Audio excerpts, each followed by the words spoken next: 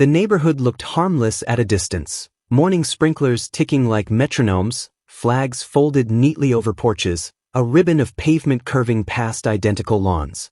It was the sort of place realtors called idyllic, the word doing more work than the people who wrote it. In the third house from the corner lived Emma Hayes, who had learned the hard way that idyllic was a gloss you had to earn and sometimes fight for. Emma's ramp started at the porch and slid to the sidewalk in a clean wooden slope she'd sanded smooth with Daniel, her older brother. They'd built it together one summer weekend, measuring angles, countersinking screws, brushing on sealant while a pot of coffee went cold. Afterward, Emma lined the rails with flower boxes, lavender, trailing ivy, marigolds that burned like tiny suns. The ramp wasn't a deviation from the neighborhood's prettiness. It was the reason she could step into it. Independence doesn't always look like fireworks. Sometimes it looks like cedar boards and a slope that fits exactly the arc of a wheel. She watered the flowers every morning just after sunrise. The cul-de-sac breathed in that quiet hour, the air still, the birds as unembarrassed as children. She'd set the metal watering can in her lap, roll to the first box, tip the spout and listen to the clean hush of water threading soil. There was a rhythm to it, a private liturgy. Daniel stopped by most mornings on his way to the job site. He'd sit on the top step drinking from a chipped mug he left at her place because it never seemed to make it back to his truck. He was the sort of person Emma trusted without needing to interrogate why. Steady, careful with his hands and his voice. He had a contractor's tan and a habit of leaning on railings like they needed confidence. "You and these marigolds," he said one morning, pretending to appraise them like a building inspector. "They listen better than you do," Emma said. He smirked. "I'm a close second." For a while, the neighborhood let her be. Mrs. Green down the street brought cuttings wrapped in damp paper towels and gossip that never turned mean. A retired teacher named Lorraine waved from her porch with a book on her lap and a cat that always looked disappointed in people. Teenagers walked past on their way to the park, earbuds in, voices low with conspiracy and laughter. Emma learned the choreography of the block, the comings and goings, the way afternoon lights softened even the cranky houses. Then the first letter arrived. It was in an envelope with a stamp so crooked it felt like a dare. The letterhead said Maple Ridge Homeowners Association in a serif font that wanted you to believe it had gravitas.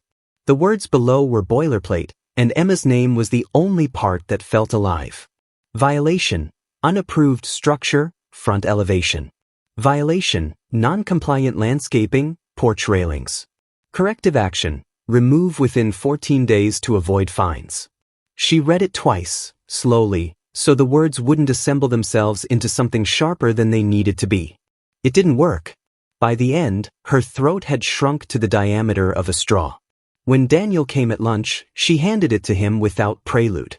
He read and his jaw set. He had different gears, easy, focused, stubborn. This letter slipped him 2 clicks toward the last. "They're calling the ramp an unapproved structure," he said, as if naming it could make it less absurd. "I can't exactly take it off like a hat," Emma said. Humor was a bridge she built when the ground went soft.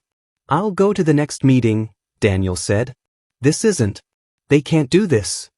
"Maybe it's just a formality," she said. "They don't know me. They don't know." "They will," he said. "I'll make sure of it." The HOA met in the community room at the pool, the air smelling faintly of chlorine and stale cookies. A long table faced 3 dozen folding chairs. Behind the table sat the board, a treasurer who looked like she kept her spices alphabetized, a secretary whose pen clacked like a loophole being closed, and the president, Mr. Collins, whose tie knot was as tight as the line of his mouth. Daniel waited his turn. When he stood, his voice carried the way voices do when the speaker has no interest in rhetoric and every interest in being understood. "My sister uses a wheelchair," he said. "The ramp is not decor. It's access. Also, the Americans with Disabilities Act." "We are not in violation of federal law," Collins interrupted, with the cool assurance of someone who confuses confidence with correctness. "We have aesthetic standards to maintain. Exceptions create inequity. We appreciate your concern." "It's not concern," Daniel said, calm as a drawn bow. "It's a fact. Submit a variance request, the treasurer said, as if mercy could be brokered like a budget line. The board will consider it. Daniel submitted it the next day, along with photos and measurements and a letter from Emma's occupational therapist. 2 weeks later, the second envelope arrived. The tone had shifted from officious to punitive. Fines would begin in 72 hours. Non-compliance would be escalated. Emma learned the ritual of receiving shame by mail. She'd roll to the box, lift the steel door, find a rectangle with her name wearing someone else's breath. Every time she opened one, the same sinking, like the last stare in a dark room not being where you expect it. The knock came on a Tuesday night. It had the weight of authority. Emma knew the sound because the body recognizes things the mind hasn't invited. When she opened the door, 2 officers stood on the porch, the blur of red and blue shredding the night into suggestion. "Ma'am," the taller one said gently, "we received a wellness call and complaint from your homeowners association." Wellness. A word that did somersaults to disguise itself. About what? She asked, though the answer stood on either side of her like a witness. The ramp, the flowers, the house she'd made livable with the exactness of a carpenter and the tenderness of a gardener. They were professional and careful, the officers. They seemed to know they'd been weaponized. That didn't change the scene. Emma in her doorway, neighbors' curtains quivering, a spotlight of attention she hadn't asked for bleaching color from the moment. Daniel's truck swept the curve and stopped with an economy of motion that said speed combined with precision is its own language. He stepped out, took in the porch, the lights, the set of Emma's shoulders. "What's going on?" he asked, not to the officers exactly, but to the air that had conspired. The older officer explained, the words threaded with apology. Daniel listened without flinching. "We're done here," he said finally, a statement and a mercy. If the association has concerns, they can address them in writing. "You've done your job. Thank you."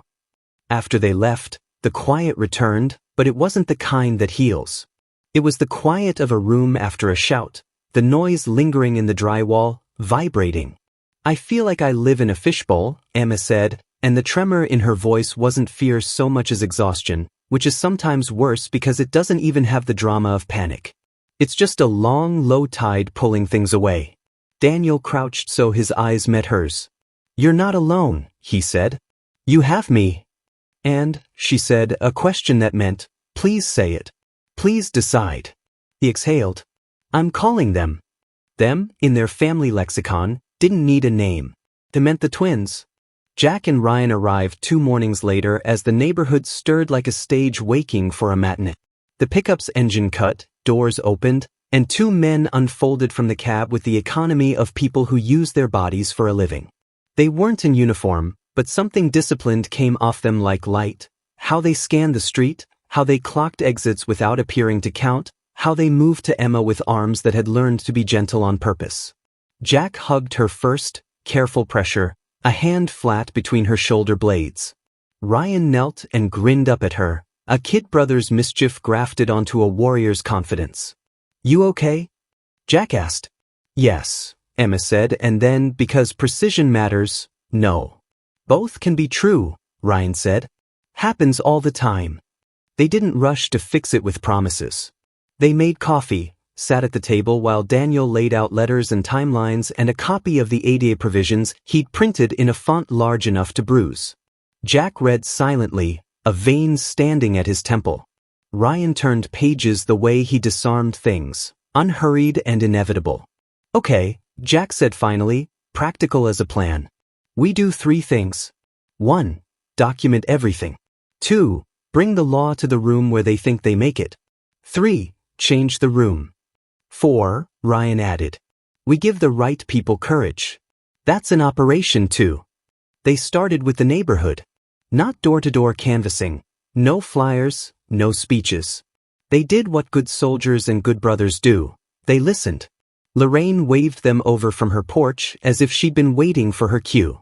"I taught school for 32 years, she said without greeting. "I know a bully when I see one. Would you be willing to come to the meeting?" Jack asked. Lorraine glanced at the cat in her lap, who yawned with theatrical boredom. "Do I get to speak?" "If you want," he said. "I do," she said. 2 houses down, a teenager named Mateo leaned on his bike and confessed he'd seen board members taking photos of Emma's ramp at night. It was weird, he said, embarrassed by the intimacy of witnessing something he couldn't stop. I didn't know what to do. You're doing it now, Ryan said. If you ever feel like filming, do. If you don't, just tell us. Either way is okay. At the community center, the room filled early. The board sat at their table like a small court invented to absolve itself of mercy. Collins cleared his throat with the satisfaction of a man who's never had to work for quiet. Emma rolled in beside Daniel, Jack and Ryan flanking them. Eyes followed them the way eyes follow a weather front. When the agenda reached new business, Daniel stood. He didn't bring thunder, he brought receipts, dates, letters, the names of the officers who'd knocked on Emma's door. He spoke like a builder describing a load-bearing wall. This beam, this span, this force. Collins smiled with the exhausted patience of someone correcting a child. We have rules, he said. They aren't personal. They are when you wield them like this, Daniel said. Jack set a binder on the table, opening to a tab that said access in neat block letters, a habit from another life. Federal law requires reasonable accommodation, he said, voice level. Your fines are unlawful. Your wellness check was a misuse of public resources. We're a private association, the treasurer said, as if the words made them sovereign. You're not above the law, Jack said. No one is. Ryan placed photographs beside the binder, board members with tape measures at dusk, a shot of the police lights washing Emma's front porch in emergency. He didn't narrate. He let the images accumulate weight. Lorraine raised her hand. Collins ignored it. She stood anyway. You know me, she said to the room, not the board. I taught half your children. When my husband got sick, you left casseroles on the steps. We are better than this. We can be safe and beautiful and kind. The rules aren't God. They're tools. You don't hit your neighbor with a hammer. Silence fell, but it wasn't the boards. It belonged to the rest of them, the people who'd been waiting to see what it would cost to care. The cost, it turned out, was less than they'd feared and more than they'd wanted, the discomfort of being visible. A man named Amir, who ran every morning at 6 sharp and cut his grass on diagonals as precise as parquet, stood next. My mother uses a walker, he said. She visits on Fridays. If you tell me her walker offends your sightline, I will laugh, and then I will not laugh. The treasurer's pen hovered. The secretary shifted, a hairline crack in posture. Collins tried to gavel the air into obedience. We maintain standards, he said, louder now, as if volume could loan truth. If we allow one exception, we'll be awash in them. Then drown me, Lorraine said, sweet as tea but sharp as mint. Emma hadn't planned to speak. She hated public attention that wasn't on purpose. But cowardice had never been one of her options. Life had beaten that out of her when she was 12 and woke in a hospital to a new map of her body.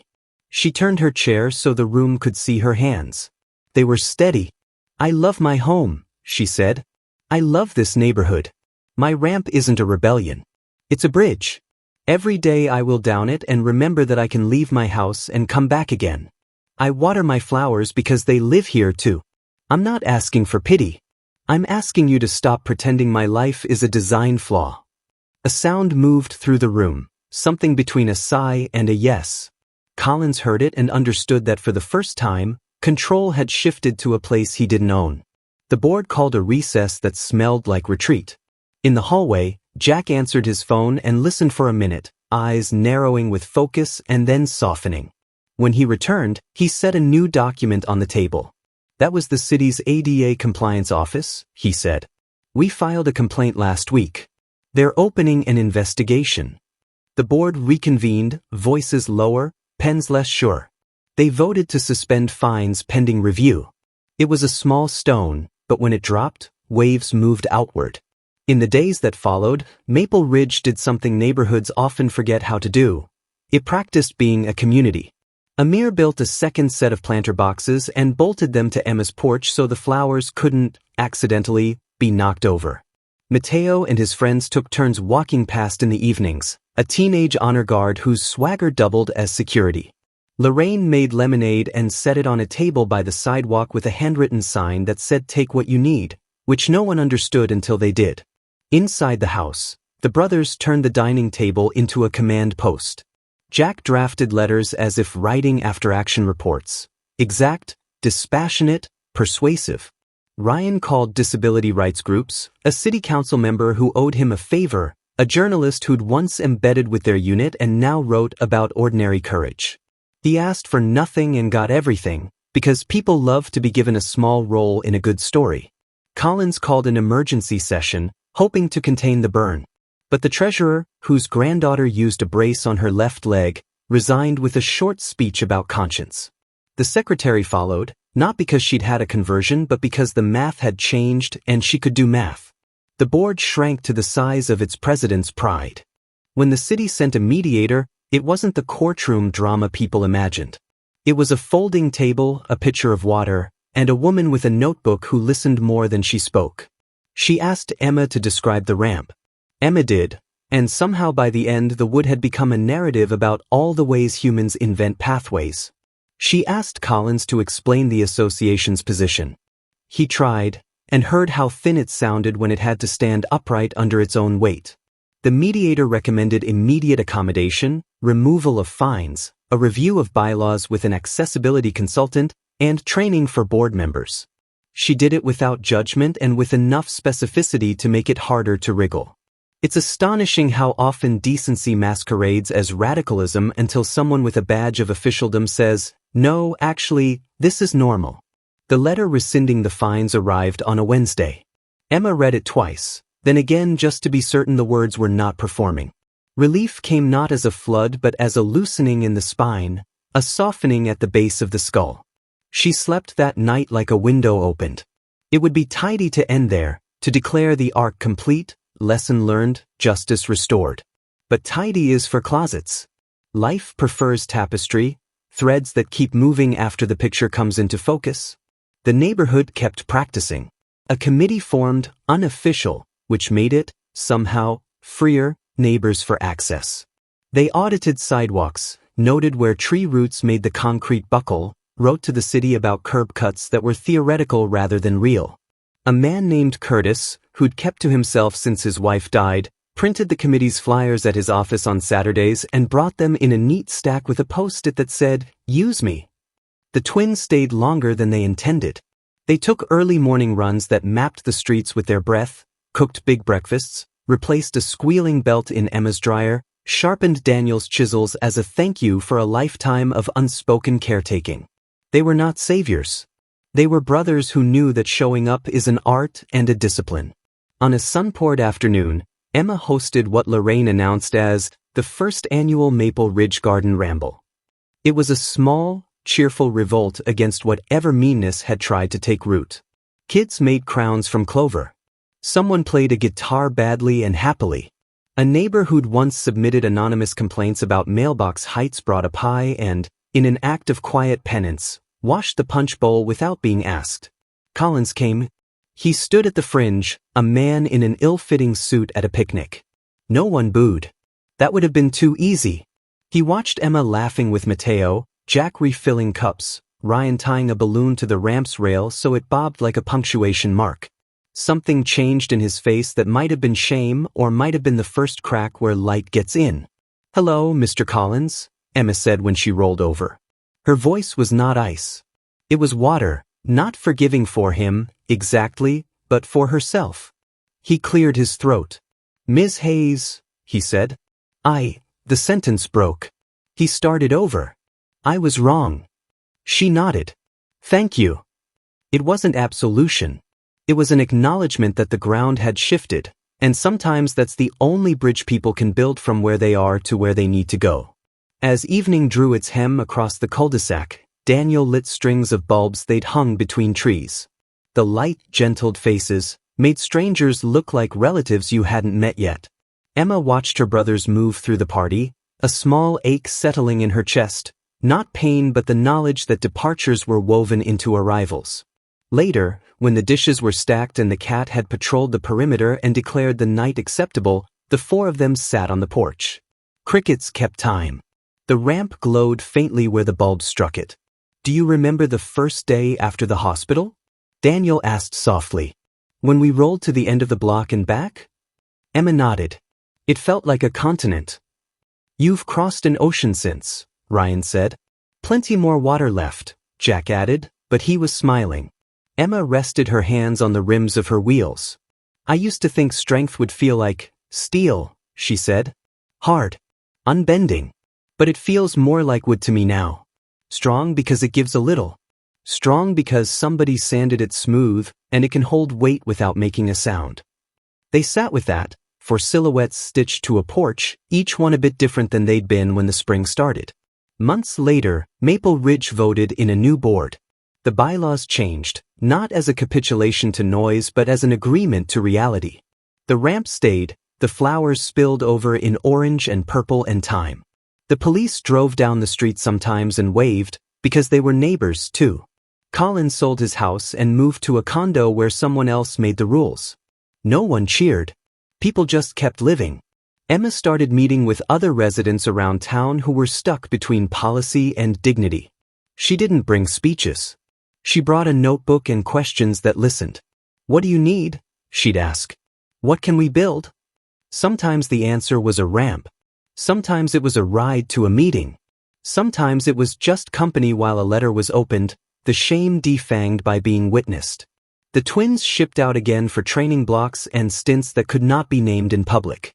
They wrote home from borrowed time zones, photos of bad coffee and sunrise on water, jokes that tried and failed to make distance smaller. When they returned, they slept on Emma's couch the way they had when they were 19 and invincible, and then they fixed another thing in the garage because men like them believe love is a verb with tools. Daniel kept coming every morning, his mug finally replaced by one Emma bought him that read "World's Okayest Brother," which he claimed as a slogan rather than an insult. He built 2 more ramps that summer with a neighbor whose wife had a new diagnosis and an old house. He never charged for ramps. He called it a tithe. On the anniversary of the wellness check, Emma baked a cake and invited the officers who'd come that night. They stood awkwardly in her kitchen, 2 men who had done nothing wrong and still felt implicated. She handed them plates and said, "You were kind to me," and watched something unclench in their shoulders. After they left, she wheeled onto the porch. The night smelled like cut grass and sugar. The ramp gleamed under the porch light, ordinary as a sentence that didn't need an exclamation point. At the far end of the block, Mateo practiced kickflips under a street lamp, falling and laughing and trying again. Lorraine's porch light winked off. Somewhere a baby hiccuped itself to sleep. The neighborhood, with all its edges and mending, settled. Emma lifted the watering can, though the soil didn't need it. Ritual matters. She tipped a little water over the browning marigolds, the ivy, the stubborn lavender that refused to be anything but itself. The water threaded the soil and disappeared. The blooms breathed. She breathed. Idols aren't given, she had learned. They are made. Not by pretending conflict doesn't exist, but by carrying it to a table and setting it down and saying, "This is what we've got. What can we build with it?" And then building together, and then resting, and then building again. Behind her, the door opened, a rectangle of warm light on wood. Daniel leaned on the railing, mug in hand. Jack and Ryan jostled in the hallway, arguing about who made better eggs. The ramp waited, the night held, the neighborhood exhaled. Emma smiled into the dark and felt it answer back.